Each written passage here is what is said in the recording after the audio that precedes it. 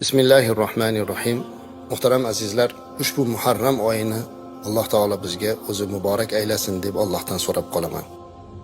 Albatta yangi hijriy sana Muharram oyi bilan boshlanadi.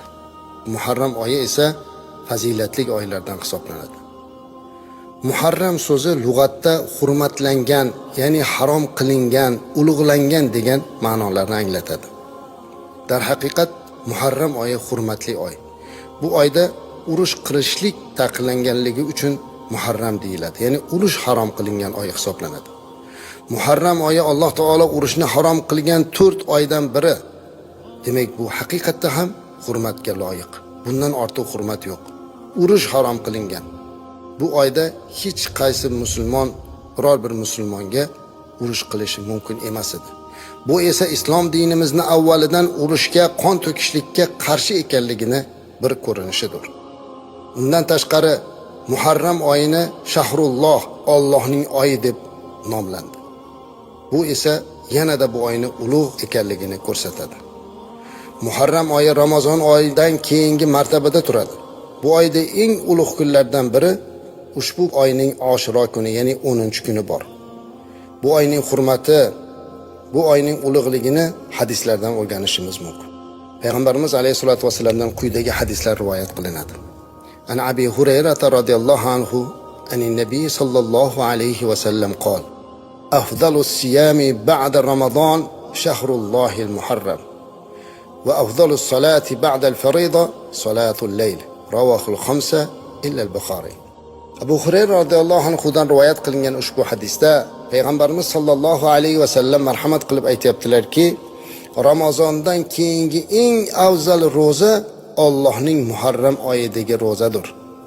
Farz namozdan keyingi eng afzal namoz tungi namozdir dedilar. Beshovlardan faqat Buxoriy rivoyat qilmadi. Ushbu hadis Payg'ambarimiz alayhisolatu vasallam tomonidan bizga Ramazondan keyingi ro'za tutishlik eng afzal bo'lgan oy ushbu Muharram oyi ekanligi va bu oyni nomi Shahrulloh, Allohning oyi ekanligini aytib o'tyaptilar. Demak, bu oyda azizlar ro'za tutishlik, bu oyni ulug' ekanligini Payg'ambarimiz alayhisolatu vasallam bizga o'rgatib o'tdilar.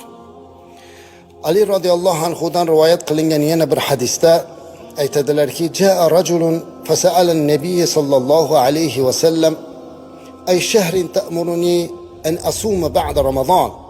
Qala in kunta sa'iman ba'da Ramazon fasum al-Muharram fa innahu shahrulloh fihi yawmun taba fihi ala qaumin wa yatubu fihi ala qaumin akharin. Rawahu at-Tirmizi wa hasanahu.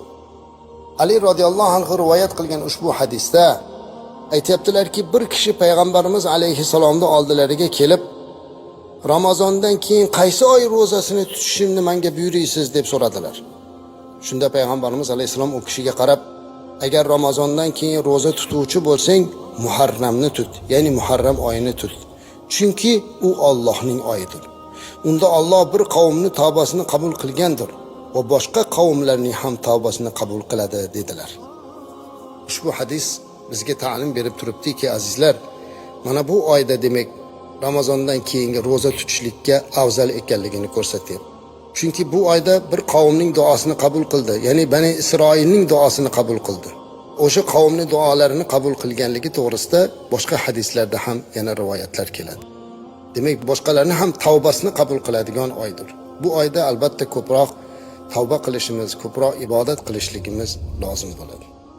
Albatta bu Muharram oyini azizlar biz nafil ro'zalar bilan o'tkazmoqligimiz, ayniqsa uning 10-kunini e'tibor bilan o'tkazishligimiz ta'kidlanadi. Inshaalloh 10-kunini fazilatlarini ham gapirib o'tamiz.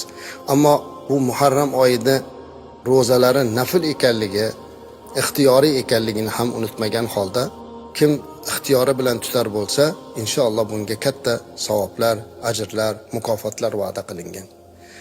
Muharram oyi azizlar bu urush harom qilingan oy deb ta'kidlanyapti. Shunaqa bo'lganki, bir paytlar bu johiliyatdan avval ham shunday bo'lgan. Muharram oylarida hatto otasini qotilini ko'rgan odam ham unga hech narsa qilmay o'tib ketgan. Islom dini kirgandan keyin esa Qur'oni Karimda Alloh taolo bu oyni hurum ekanligini, ya'ni urush harom qilinganligini aytdi. Umid qilamizki, bugun butun dunyoda bir-biriga qurol o'qtarib turgan musulmonlar ushbu hadisni yodlariga olsa-yu, hech bo'lmasa mana shu oyda urushni to'xtatib, balkim tavba tazarruga o'tib, bir-biriga mehr oqibat qilishlikka o'tadigan bo'lsa, inshaalloh mana shu sababidan dunyodagi barcha urushlarni Alloh to'xtatadi. Biz yashayotgan hududlar, bizning go'zal vatanimiz alhamdulillah tinch vatan. Bizda urush yo'q azizlar. Demak, bu oyda biz endi o'zaro bir-birimiz bilan arazlashishligimizni to'xtatishimiz, qavm qarindosh orasidagi mehr oqibatni kuchaytirishimiz kerak. Zero biz bir-birimiz bilan urushmayotgan bo'lsak-da, ammo arazlashib yurgan, bir-biri bilan gaplashmayotgan, bir-biriga yaxshilik qilmayotgan qancha insonlar bor. Modomiki bu oy mana shunday muborak bir oy ekan azizlar, keling bu oyda bir-birimizni kechira bilaylik. Bir-birimizga yaxshilik qilaylik, ezgulik qilaylik. Inshaalloh mana shu oyning fazlidan hammamizga nasib qiladi. Alloh Muharram oyini barchamizga muborak aylasin. Ayniqsa bu oyning 10-kunida e'tibor bilan o'tkazmoqligimizni muvaffaq aylasin. Assalomu alaykum va rahmatullohi va barakatuh.